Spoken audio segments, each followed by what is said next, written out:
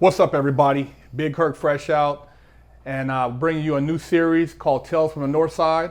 I'm sitting here with the homie from up north, and he's going to give you guys some real knowledge on what goes on with the whole North and South thing with the Hispanic Mexican community in the prisons. So to kick it off, I'm going to let the homie explain a little bit about what's the difference between Norteños and Sureños. Okay, so basically, I would say the main difference is the fact that for us, being a Norteño, you're not a part of a gang. We don't consider ourselves a street gang or a prison gang, right? The Norteño movement it spawned within the prison system, and it was never really intended to leak out of the prison system. Where, as a Sureño, his whole life is based on gang banging and banging on other hoods and stuff like that, representing their area. Where for us, the Norteño prison movement is a movement. It's just purely that. It's not nothing gang affiliated. Whether the system wants to say we're gang affiliated, or the public at large, or law enforcement, they label us a disruptive group segment and whatnot, and they focus and target us and they validate us and lock us down. But the main difference is the fact that we don't consider ourselves a gang, right? So we're a prison movement. We're one of the last armed movements in the United States. The only other armed movement at the time was the AIM, the American Indian Movement. At that time, they were armed. They're no longer armed. So we can consider ourselves an armed movement. So I think pretty much everybody knows that about us. If you're in this everyday time with us, you know that we're strapped up. So whatever yard we're on, whatever line we're on, we're strapped up. So that's what we're known for. That's how we get down. That's how real grown-ass men get down in prison. Anybody thinks you're just gonna, as a group, survive by fighting or beating people up. That's not gonna happen. So you're gonna have to put in work, or you're gonna have to sacrifice it.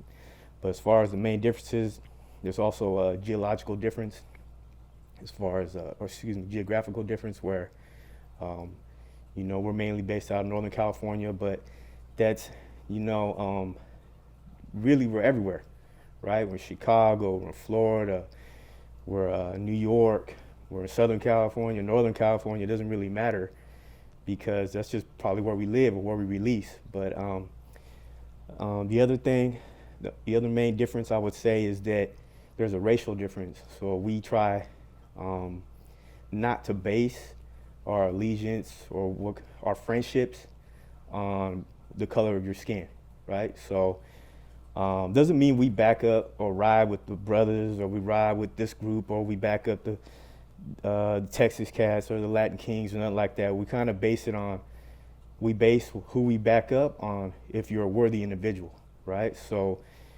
I got Baisa partners. We don't back up the Baisas, but I'll back up that one partner because he's a solid ass dude, So if he's with me and I'm with him and something was to go down, I got his back. Same thing with if it's a brother, man. If he's a solid ass dude and he's worthy, I got his back. And basically, we don't really ever align ourselves with a group by itself. We've done it before, but it's rare, right? So I know back east we have allied with like the Latin Kings as a group, but it's because we share the common beliefs, right? So, they check paperwork, they get rid of pieces of shit. They had a high standard of living within the prison system. So, it aligned with our beliefs. So we had an agreement where we worked shoulder to shoulder. That's what we call it. We've had that. Our forefathers had that agreement with like the BGF and stuff like that in the state system, prison system. And because of that agreement, of working shoulder to shoulder in certain prisons, that kind of passed down. We inherited that, so we don't have any racial bias. We see past skin color. Where as a South Side Sureño, they can't even take a drink after you, or they don't even want to be. They'll get in trouble for watching BET on the TV. You know what I mean? So, which is ridiculous, right? So we go by, if you're a solid ass individual and you're worthy of the cause, you're worthy for love from our group, then you get love from our group. You know what I mean? And that's how it goes. I can't never expect all my homeboys to ride behind, let's say, the Paisas, based on the fact that I'm good friends with one of them. because the whole group as a whole are not good, right? So they got a lot of dudes that let slip through the cracks. They're not checking paperwork on them. They might be using drugs and stuff. We got a zero tolerance for drug use, right? So we are zero tolerance drug use, alcohol use, anything like that, man. So our whole cause is based on unity, respect, to better ourselves mentally and physically. So we don't have any room for that. And that's why we're so small. That's why there's only a few of us, man. And we go above and beyond. So beyond checking your work when we come in, we usually have another source that'll probably a staff member or something like that will take your information and run it through the computer. So we'll double match you. We ain't just going off anything. So I mean, and you got to do that because, in reality, is my life is our lives depend on it. If there's only 30 of us and there's 200 Southsiders or 200 Sureños, hey man, we got to everybody's got to be a savage. Can't have one weak link. We have one weak link, it ain't gonna work, right? So we've been around and we've been able to maintain because of that. And how did you get involved with the whole Norteño movement when you got into the pen? So, so I grew up in a Norteño neighborhood, right? So it's a little different than you would have like your Sureño neighborhood where nobody jumped me in or anything like that. We don't do that, right? We don't put hands on each other like that unless you deserve it or you have it coming. No other man that you call your brother is gonna put hands on you. We don't do that. We don't do that. Ain't nobody gonna beat on you for 14 seconds and all that shit, right? So you earn it by basically, I got put on in my neighborhood because I put in work from my neighborhood on the streets when I was young, selling dope, getting it, just being down from my neighborhood. I kind of proved myself, and that's how I got into my neighborhood. And then I went to prison, and while I was on the streets, I was uneducated to the cause. So I thought this is what it meant to be a Norteño. I'm out here wearing red or banging my hood or whatever the case is. Then you go in the prison system, and the reality is that all of that, what I thought it was, wasn't the truth, right? So the actual prison movement is not even supposed to exist like that on the streets, especially as a gang. So the first thing they teach you is we're not a prison gang, we're not a street gang, we're not a criminal organization, so we're a prison movement, and we live by certain policies and certain bonds, and it's the way we live. We get embraced by the cause, and then we live a structured lifestyle within the prison system. Everything is set. Every single place you go to has the same policies. So you could go through to any prison that's considered a Norteño prison within the state and federal prison system, and we have the same rules and regulations. So and nothing's gonna be different. Something's different and something's wrong, right? So you get used to that way of living, and you actually you look forward to it because there's something about having a structured life, especially if you come from a chaotic background on the streets and whatnot. But how I got involved was in 1994. 1993, I caught a case and behind a gun case. I went to prison. I got a 5-year prison sentence in the state. I was 20 years old at that time, and then I hit DVI, which is the Northern Reception Center, Tracy, California, in the state prison system, California state prison system, and the whole reception was Norteños. It was like a big family in there, right? So I was presented with, basically educated to the cause, and they found me worthy at that time and they embraced me, right? So, and I seen it as something that I'd rather be involved in, just for the simple fact is I'm not really into the gang banging shit. I'm not really a gang member like that. I'm not into, that's nothing I really ever aspired to be. I sold dope, and I wanted to make as much money as I could selling dope, and that was kind of my thing at the time.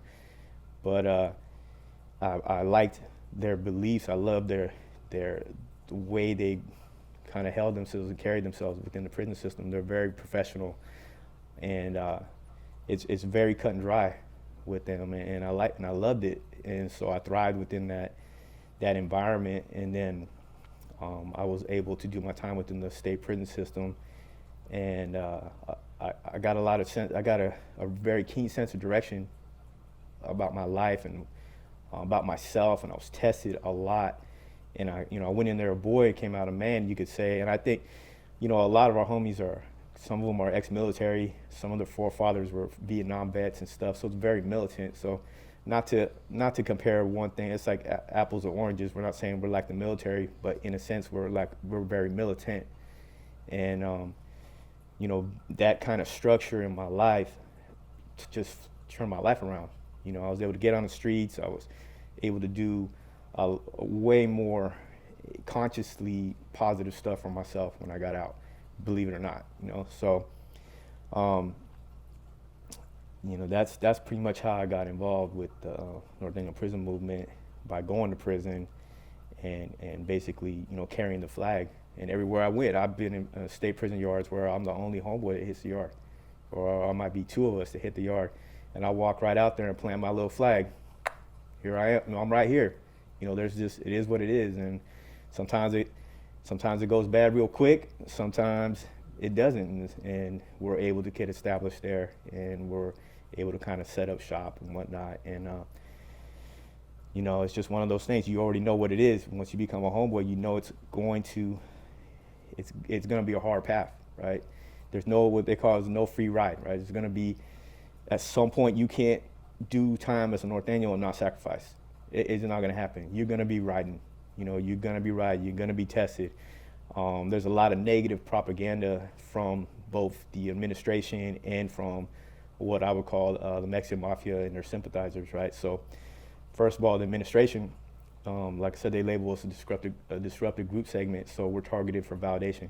So as soon as they're able to pin that on you, they take you off the main line and they put you in solitary confinement, and they label you a disruptive group segment. The other negative propaganda comes from the Mexican mafia, which says basically that we're enemies of like the Paisa group, or we're enemies to other Latino-based groups, that we only back up the brothers, that we, you know, certain things like that, and they just put it out there. I've had Celis come in, a Paisa come in, and he's like, hey, what's up? And I'm like, hey, what's up? Where you from? He's like, oh, I'm from Sinaloa. I'm like, cool. You know, that's where my family's from too, in Mexico. He's like, yeah. He goes, man, I'm glad I made it here. I'm like, yeah. He goes, when I was on the bus, the Sureño was telling me that I gotta be careful for all the Texas Syndicate and Texas MA and Aztecas and the Norteños. I'm like, I was like, well, you came to the wrong place then. I was like, if that's the case, and he goes, why you say that? I go, I'm a Norteño. And he's like, what? And you know, and I'm like, yeah, look, that's just negative propaganda. It's not true. We don't have no beef with you. I mean, look, man, we don't got no beef really with anybody. It's always individual based. If you're a righteous individual, you're cool with us. If you ain't righteous, then, you know what I mean, you get no love. That's all there is to it. Now, as far as the Aztecas go, and maybe the Texas Syndicate, I go, from my understanding, yeah, you better be careful. You hit a yard with them, they're gonna get you. They're at war with you. We're not at war with you, you know, but they want to present it that way so that it kind of paints a negative on us as a group, you know. So, but yeah, I mean, that's how my involvement came into being a Norteño. Lockdown's over. Get your yard time in. Exclusively at FreshOutSeries.com.